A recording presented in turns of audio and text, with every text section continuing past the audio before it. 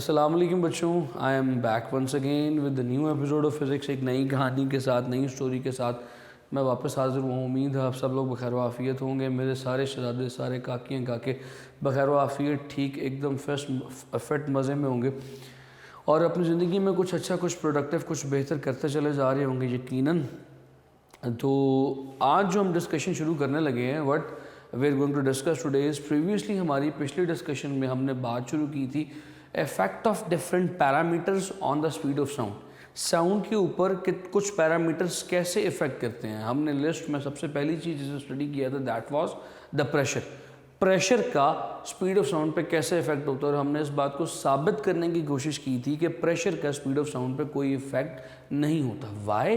Because जब आप pressure को इंक्रीज करने की कोशिश करते हैं, bye the increase in pressure, density जो डिनोमिनेटर में है वो भी बढ़ जाती है। प्रेशर बढ़ाया, जितना प्रेशर बढ़ा उतनी डेंसिटी बढ़ी। जब दोनों चीज़ें बढ़ गई, दोनों चीज़ों के इंक्रीज के बाद जो नेट इफेक्ट आएगा वो ज़ीरो आएगा। टुडे आज के डिस्कशन में जो बात हम लोगों ने डिस्कस करनी है that is the effect of density, right. आज एक नई चीज़ डिस्कस करनी है that is the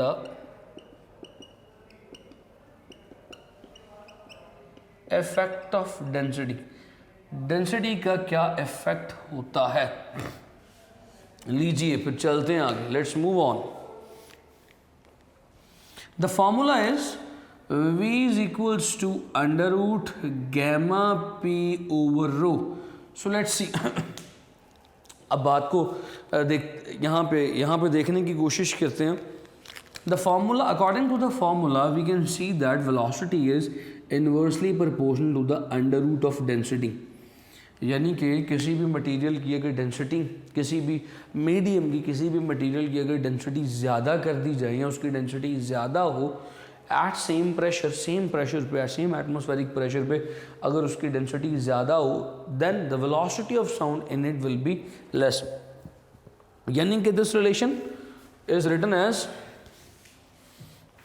V is inversely proportional to the under root of P, under root of rho, sorry, at constant pressure। Constant pressure पे रहते हुए, क्योंकि ऊपर वाली चीज़ कांस्टेंट रहे। अब आप प्रेशर नहीं बढ़ा रहे, पहले प्रेशर जब बढ़ा रहे थे तो प्रेशर के साथ साथ डेंसिटी ऑटोमेटिकली बढ़ रही है। लेकिन मान लीजिए अगर आप किसी तरह खाली सिर्फ प्रेशर को बढ़ा सकें, खाली प्रेशर को बढ़ाने से किसी तरह सिर्फ और सिर्फ डेंसिटी को बढ़ा रहे हैं, प्रेशर कांस्टेंट रख रहे हैं, तो उस सिचुएशन में वेलोसिटी और डेंसिटी का इन्वर्स रिलेशन है। सिंपल सी बात है, प्रेशर को इंक्रीज नहीं करे, किसी तरह प्रेशर को कांस्टेंट रख के अगर खाली डेंसिटी को बढ़ाया जाए तो तो वेलोसिटी कम हो जाएगी। अगर डेंसिटी को कम किया जाए तो वेलोसिटी सिंपली बढ़ जाएगी। सिंपल इतनी सी बात है। सो ये बात तो हमें समझ में आ गई कि यार ये जो डेंसिटी है इसका वेलोसिटी के साथ इन्वर्स रिलेशन है। यहाँ पे एक बात और काबिल गौर है, वो बात ये है कि हम सब ये बात जानते हैं कि density is directly proportional to the mass, because density is mass over volume.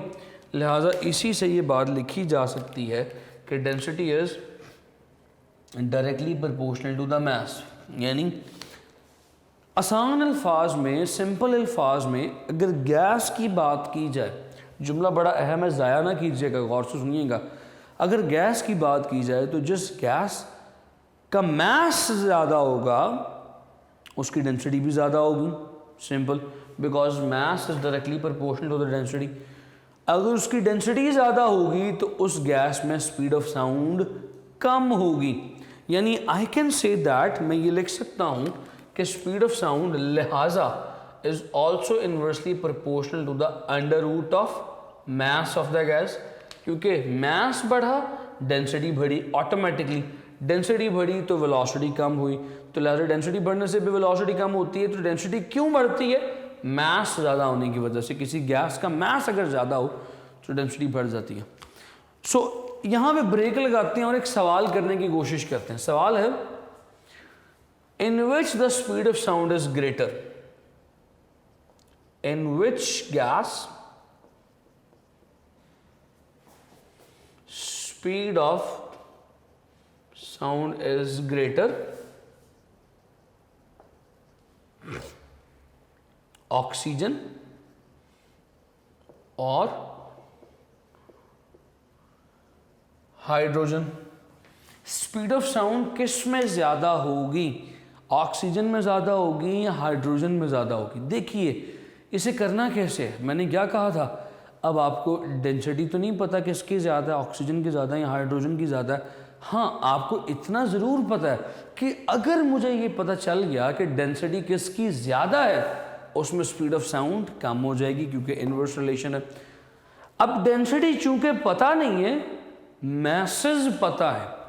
Oxygen की बात अगर की जाए, oxygen O2 has the mass, oxygen का 16 होता है, O2 बोले तो 32 ग्राम्स एक मोल में। Hydrogen H2 mass 2 grams.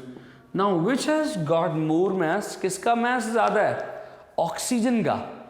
Hydrogen का मास कम है, कम होने की वजह से हाइड्रोजन की डेंसिटी भी कम होगी। हाइड्रोजन की डेंसिटी कम होने की वजह से हाइड्रोजन में स्पीड ऑफ साउंड ग्रेटर होगी। इतनी बात तो मैं यहाँ तक अपने नॉलेज से समझ गया, speed of sound is greater in hydrogen. Speed of sound greater in hydrogen, hydrogen में ज़्यादा होगी। मगर कहानी अभी ख़त्म नहीं हुई, पिक्चर अभी बाकी है मेरे दोस्त। सवाल मुख्तलिफ, ग्रेटर नहीं होता भाई, ग्रेटर होता। सवाल आ गया, मान लिया ठीक है हाइड्रोजन में ज़्यादा स्पीड ऑफ साउंड, कितनी ज़्यादा है? हाइड्रोजन में स्पीड ऑफ साउंड ऑक्सीजन से कितने गुना ज़्यादा है? सवाल बदल दिया। सवाल जब बदल दिया तो फाइंड आउट करते हैं। अब आएगा मज़ा। सवाल समझ लिया ना, कितने गुना ज़्यादा है हाइड्रोजन में स्पीड ऑफ साउंड। तो करना कैसे, ज़रा देखो, तवज्जो मेरी तरफ रखो। मैं कहता हूँ हाइड्रोजन के लिए फॉर्मूला बनेगा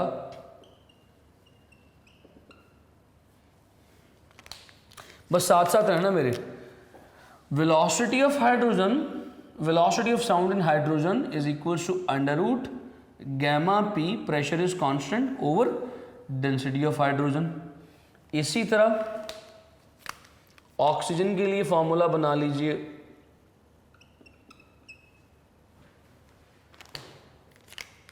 velocity of sound in oxygen is equals to gamma p, pressure constant है, गैमा सेम है, ओवर डेंसिटी ऑफ ऑक्सीजन।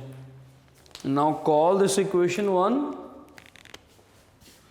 इस इक्वेशन 1 कहिए, इस इक्वेशन 2 कहिए। Simply dividing equation 1 on 2, equation 1 क्योंकि बड़ी है, वेलोसिटी ऑफ हाइड्रोजन ग्रेटर है, 1 को 2 पे डिवाइड कर दीजिए। Dividing 1 on 2, let's see what will happen. देखते हैं क्या होता है। Velocity of hydrogen to the velocity of oxygen, gamma P over rho of h divided by gamma P over rho of o. दोनों ऊपर नीचे अंडर रूट में मौजूद हैं। So v of hydrogen, v of oxygen single under root कर दीजिए, gamma P over, sorry gamma p नहीं, rho p लिख दिए, गैमा पी लिखना था, gamma P over rho of h divided by gamma P over rho of oxygen. Single under root में लिखने का लाइक दिस। अब गैमा पी से काट दो, ये ऊपर चला जाएगा, it will become V of hydrogen to the V of oxygen, that is equals to under root a rho of oxygen to the rho of hydrogen, क्योंकि इनवर्स रिलेशन है, ये ऊपर चला गया। हाइड्रोजन के लिए वेलोसिटी ऊपर, हाइड्रोजन की डेंसिटी नीचे, वेलोसिटी ऑफ ऑक्सीजन नीचे, वेलोसिटी डेंसिटी ऑफ ऑक्सीजन ऊपर, इनवर्स रिलेशन है। जैसे देखो ना, आमने सामने नहीं आएंगे, ऊपर नीचे आएंगे हमेशा। सो भाई हम कह चुके सनम के mass is also proportional to density. So मैं क्या करने जा रहा हूं, मैं सिंपली मास को रिप्लेस, डेंसिटी को रिप्लेस करने जा रहा हूं मास से। So V of H over V of O is equals to, that is what it will become, molecular mass of या molar mass of O to the molar mass of hydrogen. ये formula मेरे पास आ गया किसी भी gas के लिए। इसे कर दिया डब्बे में बंद, इसे डब्बे में बंद कर दिया। Let's put the values there, वहाँ पे वैल्यूज पुट कीजिए और देखिए क्या आता है। Ratio of velocity of hydrogen to the ratio of velocity to the oxygen is equal to under root mass of oxygen 32/2 कटा VH over VO is equal to under root 16। So VH over VO is equal to 4, यानी कि the speed of sound in hydrogen is 4 times the speed of sound in oxygen. Hydrogen में जो speed of sound है वो oxygen की निस्बत 4 गुना तेज है। Point समझे हो?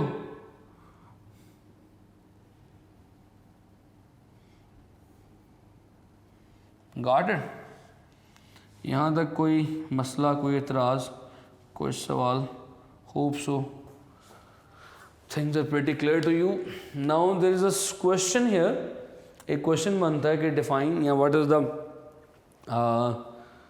You can say what is the relation of speed of sound with density. Density के साथ स्पीड ऑफ साउंड का क्या रिलेशन है, तो आपने यहाँ तक बात करनी है। अगर पूछ ले in which the speed of sound will be greater, hydrogen और ऑक्सीजन, तो फिर आप बताएंगे, क्योंकि यहाँ तक करेंगे, ये करने के बाद आप कहेंगे क्योंकि मास ऑफ ऑक्सीजन ज़्यादा है लिहाजा इसमें स्पीड ऑफ साउंड कम होगी, तो speed of sound is greater in hydrogen. हाँ, अब अगर कह दे हाउ मैनी टाइम्स, कितने गुना, how many times the speed of sound is greater in hydrogen as compare to oxygen, speed of sound कितने गुना हाइड्रोजन में ज़्यादा होती है ऑक्सीजन के निस्बतन, तो फिर आप इस्तेमाल करेंगे ये सारी डेरिवेशन, यहाँ तक करेंगे, सारी कंप्लीट डेरिवेशन करेंगे। ठीक है जी, पॉइंट समझ में आ गया जी। तो फिर आगे चलिए, effects on speed of sound में अगला इफेक्ट है इफेक्ट ऑफ डेंसिटी और इफेक्ट ऑफ टेम्परेचर, सॉरी।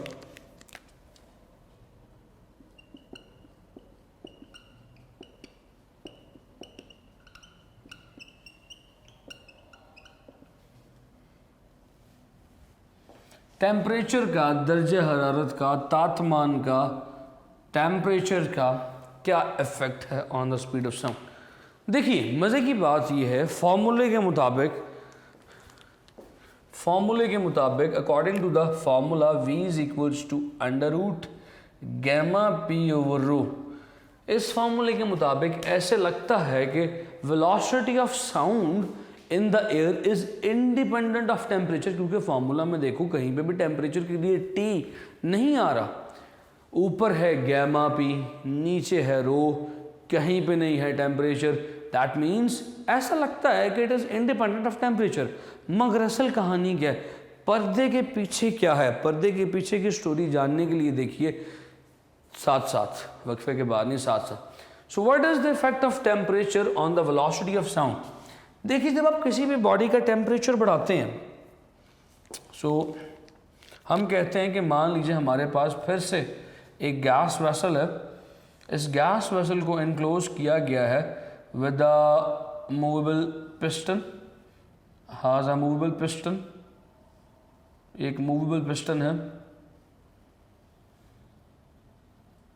ठीक है। Now the gas molecules are inside it,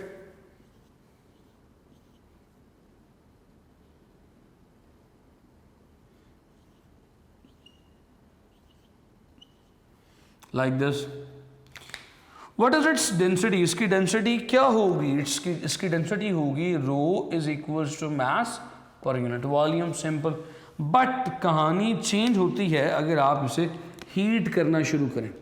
When you will start heating it, जब आप इसे हीट प्रोवाइड करना शुरू करते हैं, when you will start heating it, what will happen? The volume will expand, everything will expand. तो ये जो पिस्टन है ये मूव करता करता यहाँ से पीछे आ जाएगा, लाइक दिस, ये यहाँ पे आ जाएगा।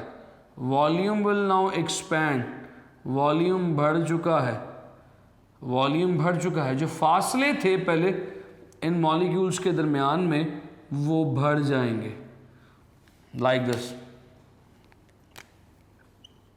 Molecules will become far apart, maximum फासले पे आ जाएंगे। सो वॉल्यूम बढ़ गया, this volume is increased, density will decrease. So याद रखिएगा temperature is inversely proportional to the density. By the increase in temperature density will decrease. तो density का वेलोसिटी के साथ क्या रिलेशन है? अंडर रूट के साथ इनवर्स रिलेशन है। जब टेम्परेचर बढ़ेगा डेंसिटी कम होगी, जब डेंसिटी कम होगी वेलोसिटी बढ़ जाएगी।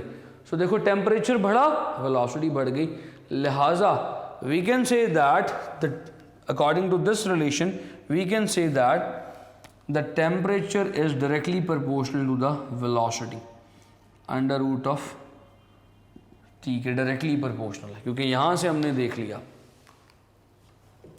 सारा कुछ ही काला काला हो गया, मज़ा नहीं आया। सो यहाँ से हमने दोबारा देखा temperature is inversely proportional to the density. Obviously मैंने साबित किया ऊपर, टेम्परेचर बढ़ाऊंगा वॉल्यूम ज़्यादा होगा, डेंसिटी कम हो जाएगी। सो वेलोसिटी डेंसिटी के इन्वर्सली प्रोपोर्शनल है, लिहाजा फिर टेम्परेचर के डायरेक्टली प्रोपोर्शनल होगी। ये बिल्कुल ऐसे ही है कि दुश्मन का दुश्मन मेरा दोस्त। सो अगर टेम्परेचर डेंसिटी के इन्वर्सली प्रोपोर्शनल है और डेंसिटी वेलोसिटी के इन्वर्सली प्रोपोर्शनल है तो ये दोनों आपस में दोस्त होंगे, ये दोनों आपस में डायरेक्टली प्रोपोर्शनल होंगे। पॉइंट समझ गए? सो करो इसको डब्बे में बंद। सो होप्स हो कि यहाँ तक तो बातें बड़ी सिंपल सिंपल सी, आसान आसान सी साथ साथ चल रही होंगी। अब इस बात को साबित करते हैं, लेट्स प्रूव इट। ये तो हमने ना लॉजिकली किया, अब इसको साबित करते हैं, लेट्स प्रूव इट। करके देखते हैं कि क्या ये आता भी है कि नहीं आता। इतनी बात तो समझ में आ गई, एट लो टेम्परेचर जो गैस है उसकी डेंसिटी को हमने रो नॉट कह दिया। Density of gas is rho naught, और ऐसी जब आप जाएंगे हाई टेम्परेचर पे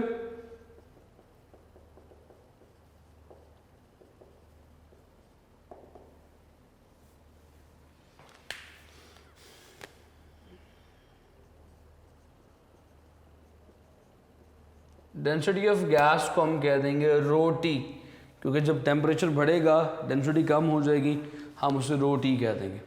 तो एट हाई टेम्परेचर फॉर्मूला क्या बनेगा? Formula of speed of sound क्या बनेगा?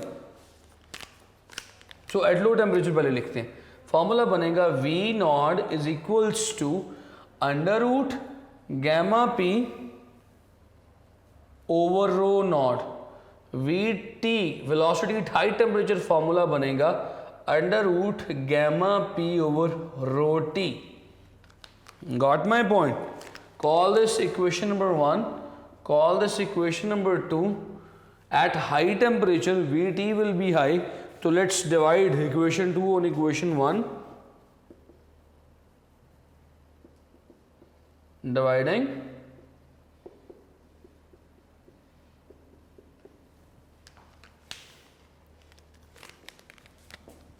ये हो जाएगा V T over V not is equals to, एक ही अंडर रूट में लिख रहा हूं, और gamma P over rho T divided by gamma P over rho naught. Gamma P से गया, it will become V T over V not is equals to, ये ऊपर वो नीचे, rho naught over rho T. Simple सी बात। यहाँ तक तो होप्स हो आपको बातें समझ में आ रही होंगी, कोई चीज़ टेक्निकल नहीं चल रही, चीज़ें बड़ी सिंपल चल रही हैं यहाँ तक। So let me remove this little bit, इसको मैं रिमूव कर देता हूँ। जब आप छोटे थे 9th क्लास में आपने पढ़ा था कि जब आप किसी भी चीज़ को गर्म करते हैं वो एक्सपैंड करती है, और आपने वॉल्यूमेट्रिक एक्सपेंशन पढ़ी थी, मुझे याद पड़ता 9th की किताब में एक टॉपिक है कि ये गुब्बारा है, गुब्बारे को फुला के गुब्बारा गर्म करना शुरू किया तो गुब्बारे का हुजम, गुब्बारे का वॉल्यूम खुद ब खुद बढ़ना शुरू हो जाएगा। So according to volumetric expansion the volume expands, volume बढ़ता है। सो मैं यहाँ पे लिखता हूँ according to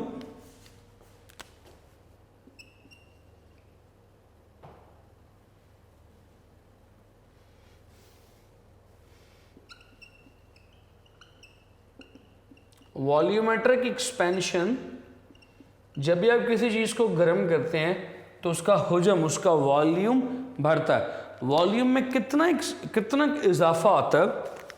volume at high temperature, ये कैपिटल टी है, वॉल्यूम एट हाई टेम्परेचर ये वॉल्यूम के लिए is equals to v naught volume at low temperature into 1 plus beta t. Beta is thermal coefficient of volumetric expansion. ये small v जो है velocity के लिए, ये कैपिटल वी वॉल्यूम के लिए। सो भाईजान beta is the thermal coefficient of volumetric expansion for gases, beta is 1/273 and volume किसके इक्वल होगा? डेंसिटी इज इक्वल्स टू यहाँ पे लिखते हैं density is equals to mass over volume. तो वॉल्यूम किसके इक्वल होगा? मास ओवर डेंसिटी के। सो लिखते हैं जी वहां पे क्या क्या चीजें पुट करनी है। वी टी विल बिकम क्या बन जाएगा? Mass over rho T. Similarly V naught की वैल्यू भी पुट कर देंगे। तो करते हैं जी, V T is mass over rho T is equals to mass over rho naught plus T over 273. Got it? Simple सी कहानी, पॉइंट समझ गए?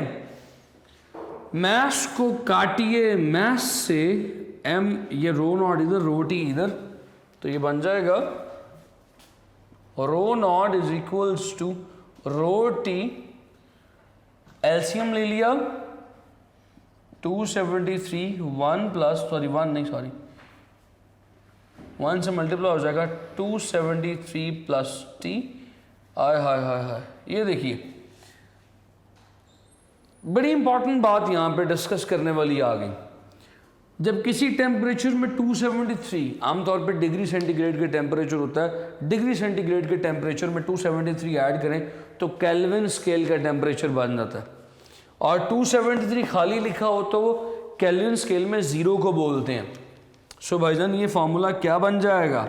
एट दिस फार्मूला, ओहो ये टी है, this formula will become rho naught is equals to rho t temperature in kelvin over temperature at 0 degree over t naught. ठीक है जी, यार ये टी है। Now call this equation number, इसे कहिए कि यह है इक्वेशन नंबर 3। हाँ ज़ा equation number 3। Now this is equation number 3, put this equation number 3 in this equation number 4, इसे इक्वेशन नंबर 4 कह दें। इस इक्वेशन नंबर 4 में पुट करें रो नोट की value, putting 3 in 4 you will get Vt over V naught is equals to rho naught की जगह आ जाएगा rho t, t over t naught over rho naught yes rho t ये फॉर्मूले मैंने गलती से नॉट पुट कर दिया था, ऊपर रो टी था।